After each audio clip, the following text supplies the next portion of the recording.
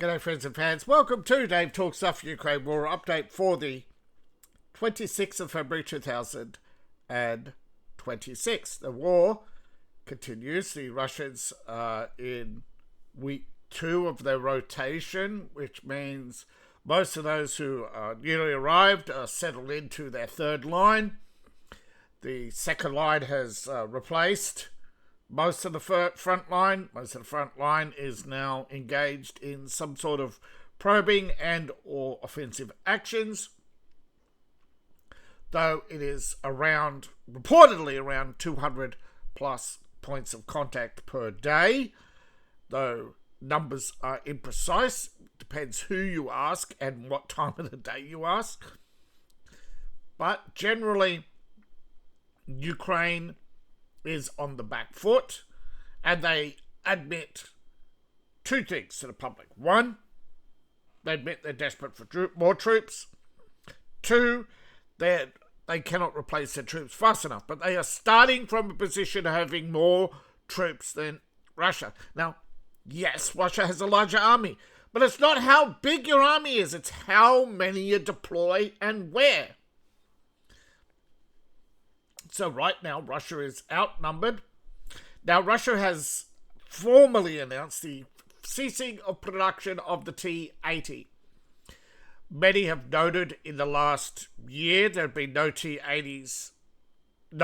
T-80s in the Russian arsenal. Most of them are older tanks. They noticed the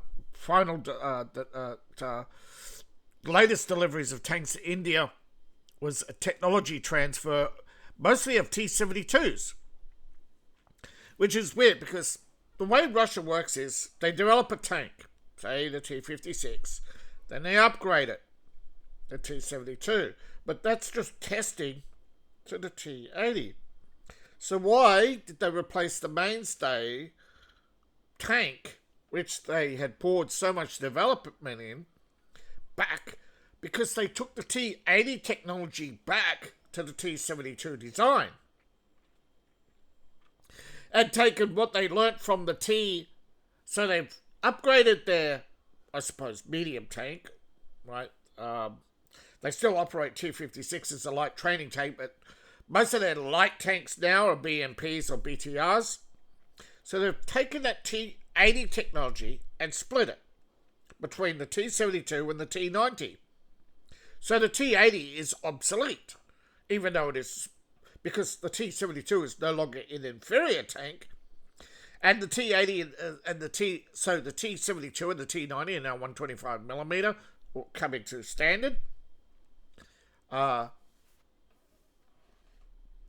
So yes, they don't need a T-70.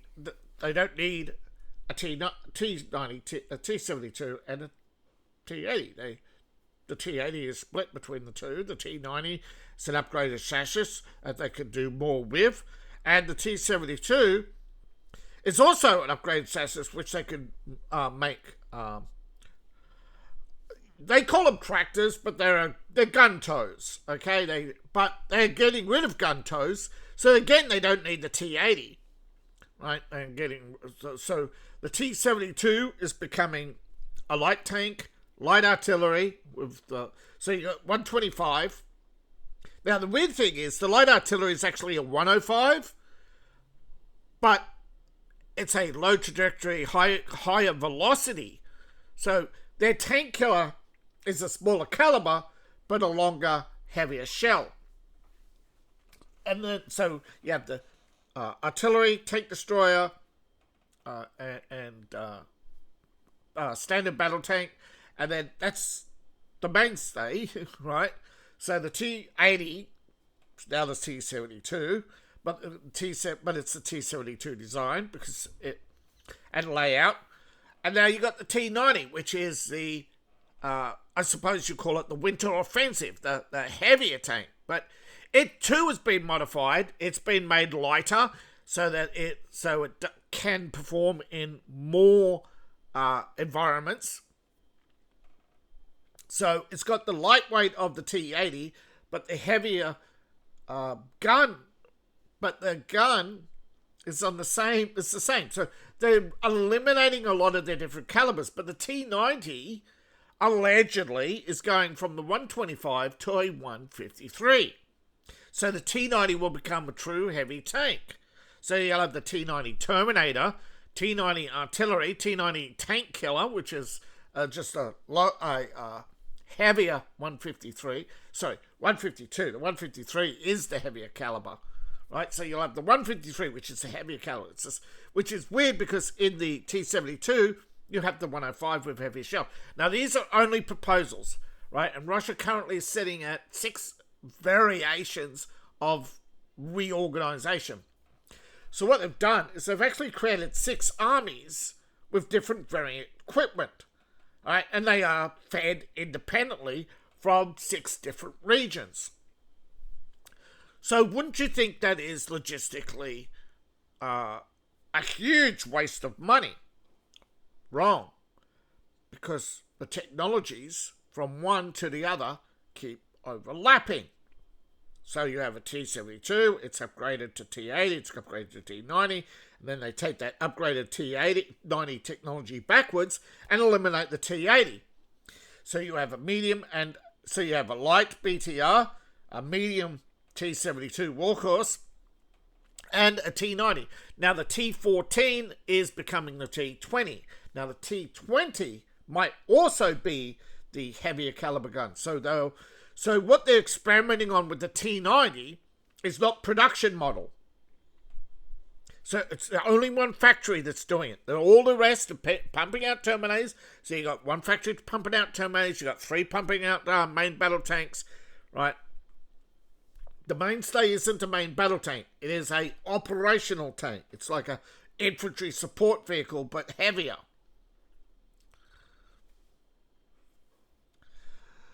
So then it gets even crazier because now you got helicopters and other equipment also. So yes, it may seem like inexpensive, but what they're doing is spreading their research and development and their testing over. So as equipment, as they look at, well, this army gets 2,000 kills with T72. This only gets 1,100 with T90s. Yeah, we're going to spread more T72s around. So that makes sense, right? Because that way they didn't invest a lot in the T90. And then they say, oh, look, wow.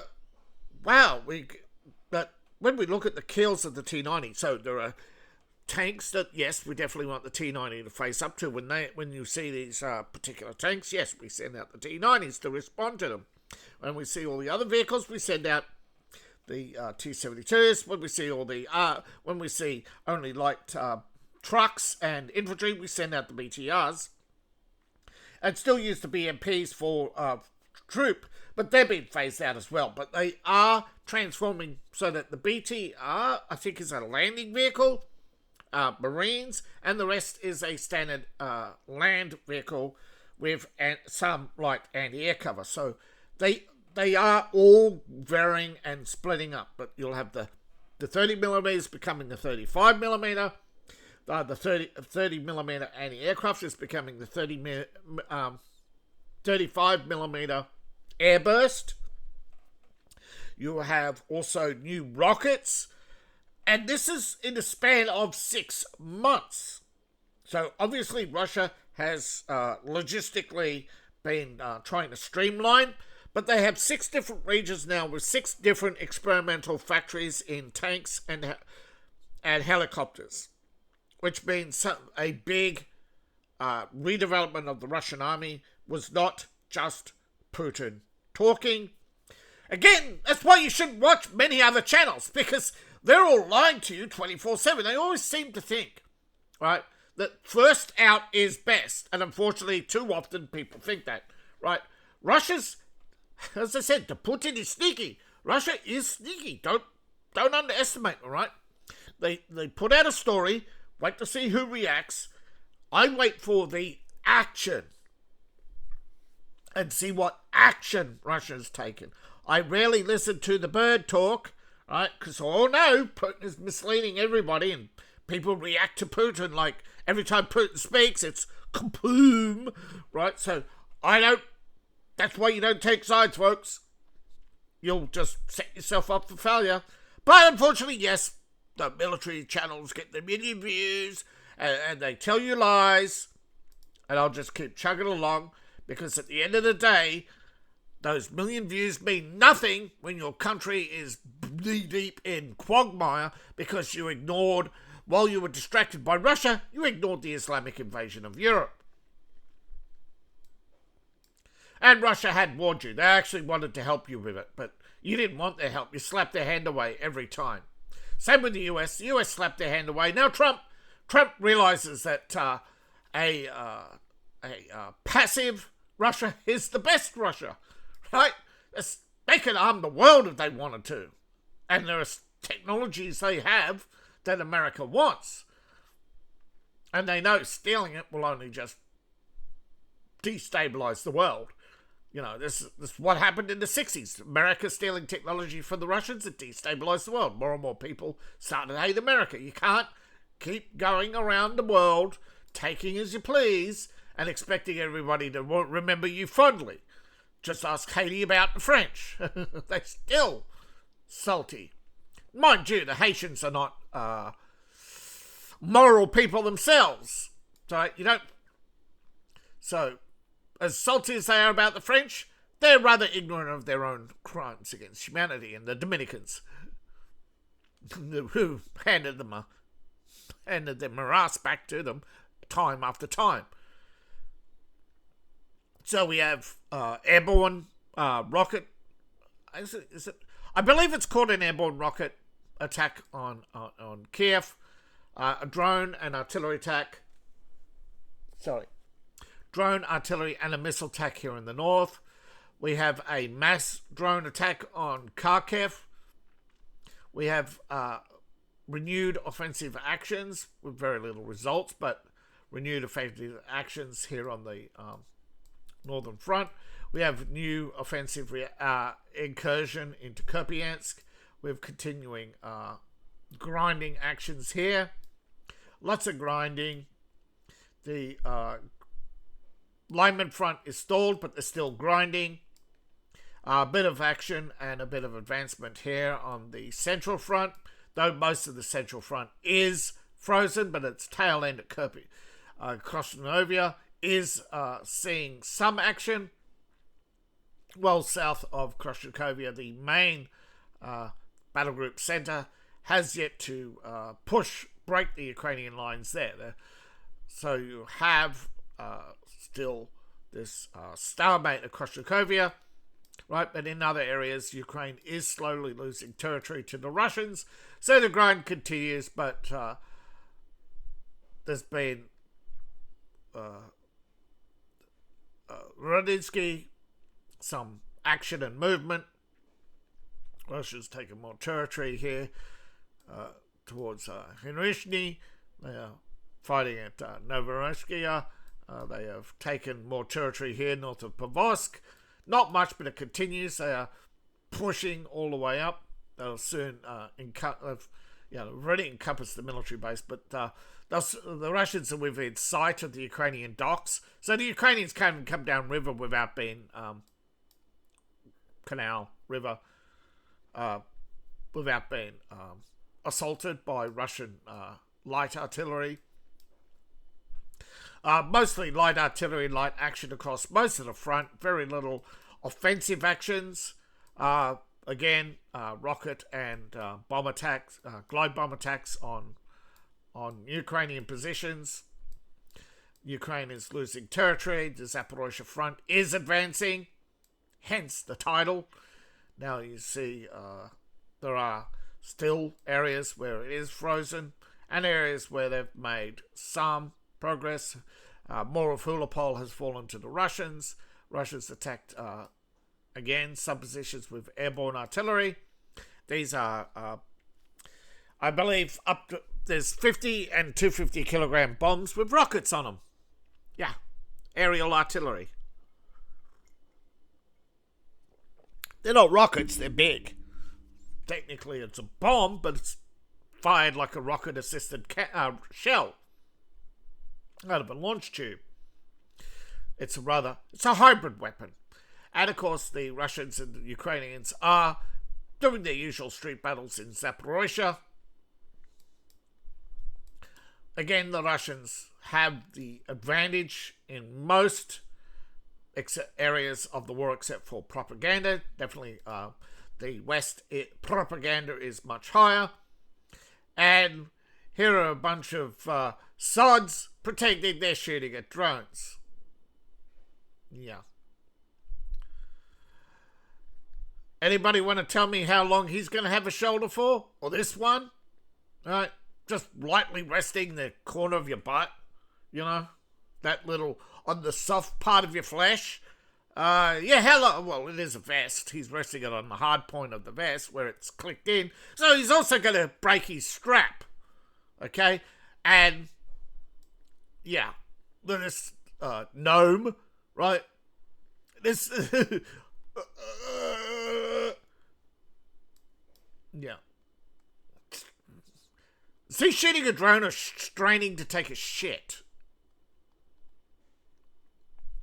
Yeah, several... Now, Ukraine claims to have attacked a military target. It was a fertilizer factory, right? Let's not pretend Ukraine is engaged in a war. Let's not pretend Ukraine is the innocent victim. Please, they are engaged in an economic war against Russia, and they are losing. Right? Russia launched over 643 air attacks today. Most of them would have been rocket artillery from, or rockets from Su-25s. Now, of course, Ukraine is claiming they can cover 4,000 kilometers. Yeah, anti-drone nets. Yeah, right. Again, wasting huge amounts of money on a losing war. Nets. Yeah, I can think of a dozen ways to deal with nylon nets. Anybody? What? Nylon melts, fool. Okay? Nylon nets. Okay? 4,000 kilometers of nylon nets over roads. Someone saw, what's that movie? World War Z. The coke cages on streets, yeah. As if they could make that many coke cages that fast. Gosh, actually, I'm surprised. World War Z been out for a while, and it took them a while before took Russians a while to say, wait a minute, coke cages, right? Put them on tanks. And now Ukraine is going, months later, let's put coke cages and nets up to trap drones. Yeah. Those drones are going to deliberately wrap up in the nets, bundle up, and sit there going, I'm innocent. And they go to remove the drone and it goes, no, I'm not. Surprise! Yeah, there's going to be a surprise package in every drone now called a proximity charge or a anti-tamper device. All right, so diplomacy sucks. Nothing has been achieved. The energy war continues. Hungary has threatened to block more money against Ukraine. Not just the 90 billion they blocked so far. And the war of words continues, but Germany has budgeted for drone strikes. And you know that isn't for the German budget. They're going to give all those drones to Ukraine to launch and then claim, we never attacked Russia. Yeah, Europe is at war with Russia, please. Will anybody admit it? Alright, so war of words continues, but also the war on words is continuing with the hot air factories gathering in Geneva to generate hot air, which will produce nothing because Ukraine will not give up. They will never surrender. They will rather die on their feet than live beside Russia, because Russia's not conquering them. Russia is saying we're taking back the territories that you used and abused because you sodomized and destroyed the people there with your corruption and your rape gangs and your artillery strikes and your drone strikes. right? The people there have said enough's enough. You denied them their vote. You denied them representation. You denied them their language and culture. They were there before you, and they're going to be there after you. Remember, Ukraine, right, are Cossacks and Slavs out of Russia. They were not diluted by race mixing with as much as the Russians were with the Mongol invasion. A lot of Russians, a lot of Slavs, they are genetically the same, however, right? But technically, the language difference. Russian has developed a heavier accent and different enunciations and different, right? But Russian is the original. But since the split, right, they have a heavier enunciation on a lot of words. That's the heavier enunciation stands you out as a Ruski, right? It's just still a Slav, but there are variations, of course, diluted by and variations. And same, right? Ukrainians, a lot of Ukrainians are Germans. That's saying. So, yeah, and Russian, right? Zelensky, Russian. But there are a lot of Ukrainians in Russia. There's far more Ukrainians in Russia than in Ukraine. Because they're Cossacks. They don't call themselves Ukrainians. There's no such thing as a Ukrainian. They made a conscious choice over 400 years ago to change their ethnic name. People do that throughout history. It's not new. Ukraine did not invent that. So attacks continue in various fronts, and the US is trying to get the two to sit down and stop the economic/energy war. It's not happening. Ukraine would rather sink like the USS Ukraine. Not USS, sorry. I forget what it's called, but the Ukrainian flagship that's got sunk on the first day of the invasion in port. Now, apparently, it was floated twice, but it's been scrapped now. It was towed and scrapped. As with most Ukrainian ships are gone, destroyed, or just beyond repair. Now, Russia has updated its Tornado S. It is now a precision weapon. It now has night vision and Russian global position. Right, so it's no longer a dumb bomb. It's no longer a rocket that is given a timer. It has a precision guidance system. Ooh, let's see. There's the launch.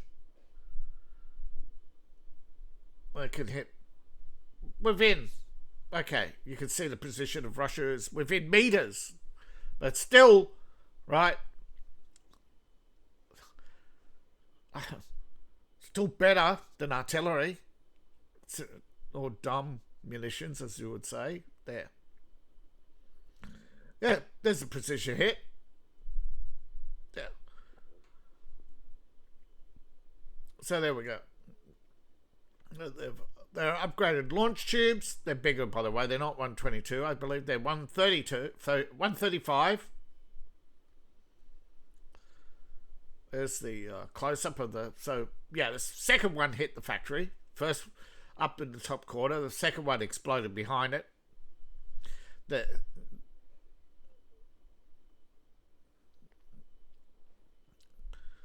geo-positioning, as it says up in the top corner.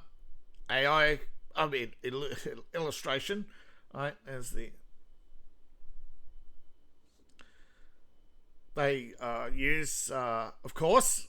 what's it called? Osprey drones to sight, and these are the most common drones that Russia launches over Ukraine. But if you might know something, the new Ospreys are not propeller; they're rocket, and when they're fired at, they'll nosedive into what's firing at them. Yeah, that's fun. Okay.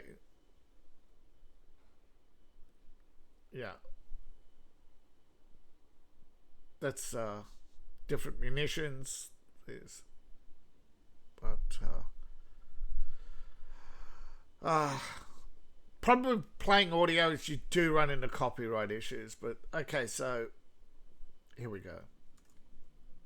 Oh, and operational flexibility. right. What's wrong?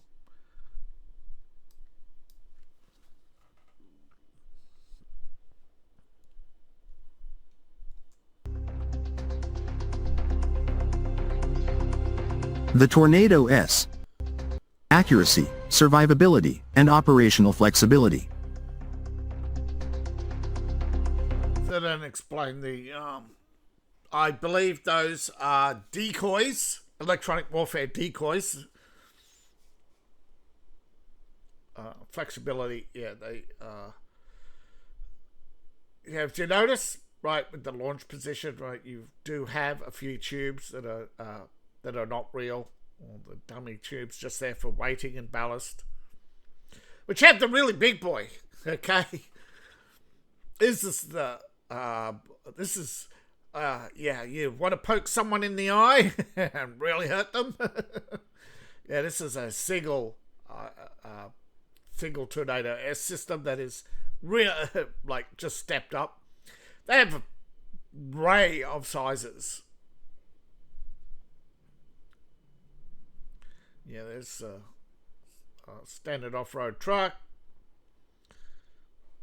The 4x4, and then we've got an 8x8 version carrying a really big missile.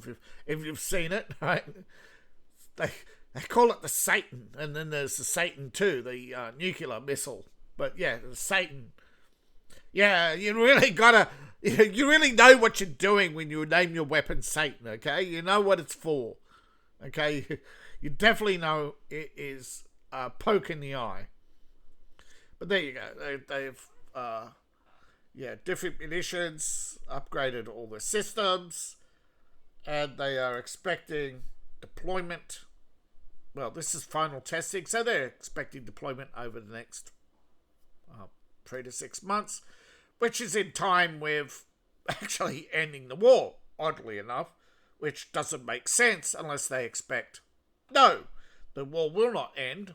They're expecting Ukraine to tell America, nah, we're not going to give up land. They expect Trump to walk away.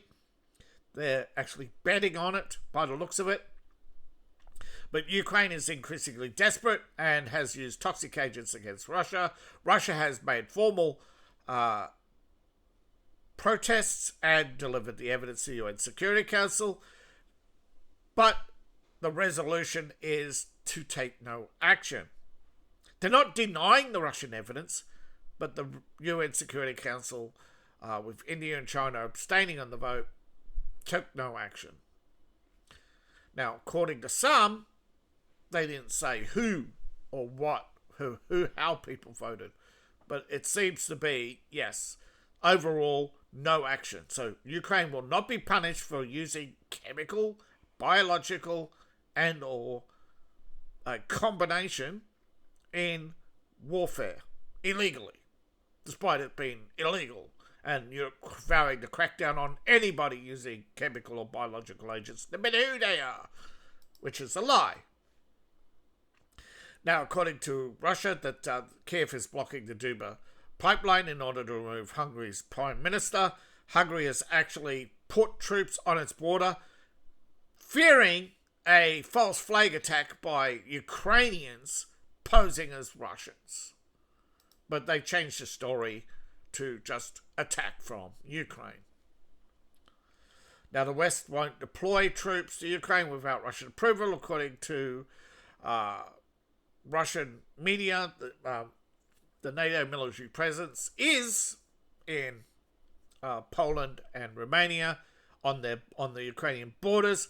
But according to a statement from Macron and Starmer, who did meet with their little fascist dictator, that they will not deploy any kind of force without resolution or approval.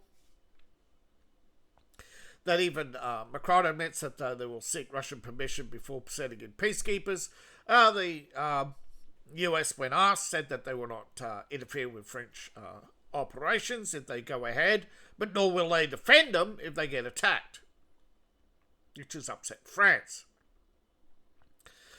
British Prime Minister have repeated and urged for America to hand over Tomahawk cruise missiles to Ukraine. Pardon me, but US has said no. That would be provocation, as they can be nuclear armed.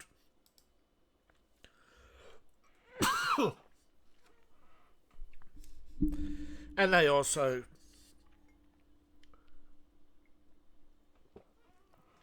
those things are on a tight schedule of production.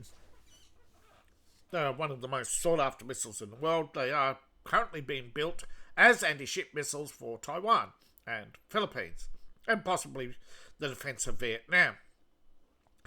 So if Ukraine and let's value up. If Ukraine, Vietnam, or Taiwan were attacked, or Japan, who would America defend?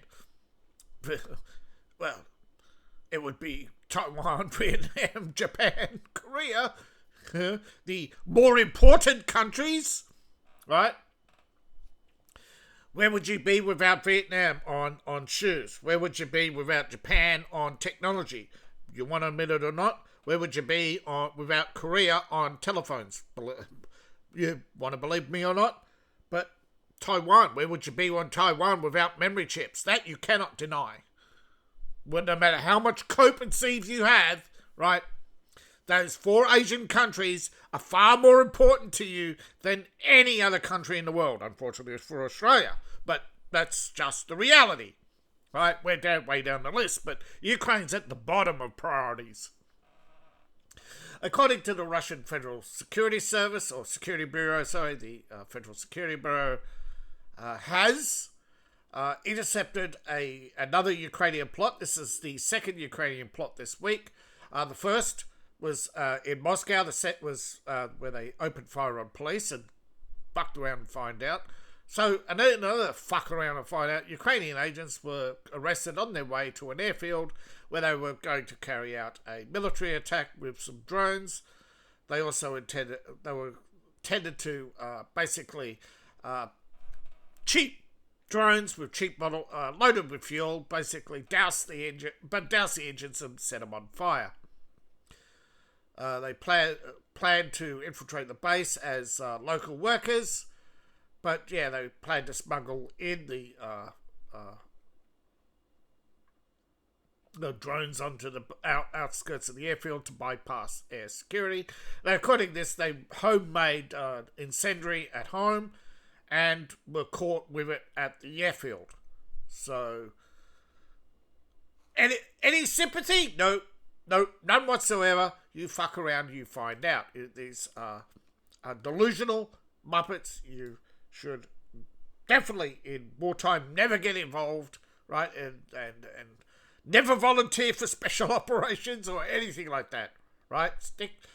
You stick your neck out, that's how you get it blown off, right? You fight to the death, that's how there's no point, right? Your leaders won't fight to death for you. When the leadership is under threat, then they surrender, right? That's the bloody problem, isn't it? The leadership only cares when it's their lives in threat, right? So, I feel sorry for soldiers because they do. They're honourable, they're noble. Most soldiers, Ukrainian, Russians, they're not setting out to commit war crimes. They're not setting out to win at any cost. They're setting out to survive and get through this thing with as little contact with the enemy as possible, right? The soldier is the more sensible. It's the ambitious officer. And the higher you go the ranks, the higher level of self-importance and the higher level of lunacy there is to be had. And unfortunately, armies are not democracy, right? And Ukraine has many willing volunteers who will shoot their fellow soldier for not being crazy enough. So the Ukrainian soldiers caught between a rock and a hard place because Russia can't take many prisoners, and Ukraine is often taking Russians prisoners to swap back prisoners. So mass surrendering hasn't occurred because Russia has not offered them amnesty or a third country to go to. If there was a third country who would open up and say, we'll take Ukrainian refugees captured on the battlefield or whatever, but no, Canada wouldn't, right? Where else would they go? The United States won't or can't, right? Europe won't. They hate them, right? They hate the Ukrainians more than they hate the Russians. They just won't admit it. Even Poland, although you ask the average Polish, they're just annoying. But yeah, you ask the Brits, what would you like to do with Poland? You know, rock, hard place, meet together. Whoops, 2 bricks, right? They're sick of the Polish, they're sick of the Ukrainian, they're sick of everybody coming to their country and expecting special treatment and a leg up over you, right? You just stand there holding them up, right? They stand on top of you and say, what a successful refugee I am. Again, it's all political theatre. It's all cowardice by the mass who just won't step back and let them fall and fail. But increasingly people are checking out, people are sick and tired of the lollipop brigade of morons and well-heeled but zero experience well-to-dos who think that they know every solution to every problem. You can if you spend the time, but Liberals have the same answer to everything. Spend more money, you know, more systems, more refugees, more diversity. It does not create diversity. Good fences, multiple countries, right? Romania of Romanian people. Serbia of Serbs. Croatia with Croats, right? Hungarians with Hungarians. Or, as you can tell, the actually name is Magnorovskia, right? How they got Hungary, I do not know. But I think there is actually the Hugar people, which is where they get Hungary from. Someone explained it to me once, but Germany, 6 different countries, right? It's a federation, not a country, right? Yeah.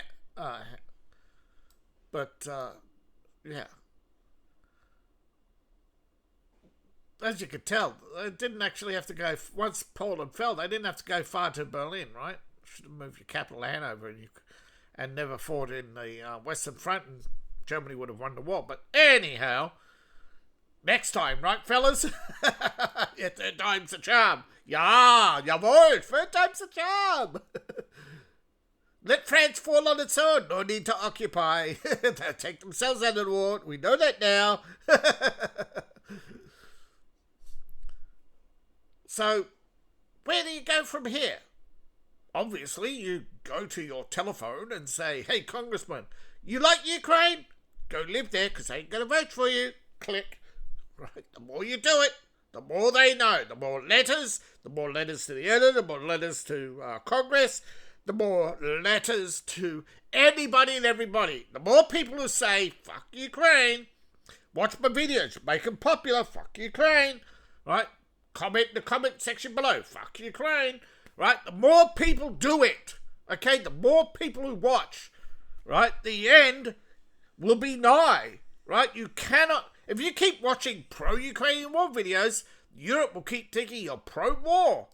What a shock. Thank you for watching. Please like, share, and subscribe. Please support the channel. You can support me on Ko-Fi, Patreon, buy my books, buy my merch. I do not have British intelligence backing me. That's why I do not have 1 million viewers. And see you in the next video. Bye for now.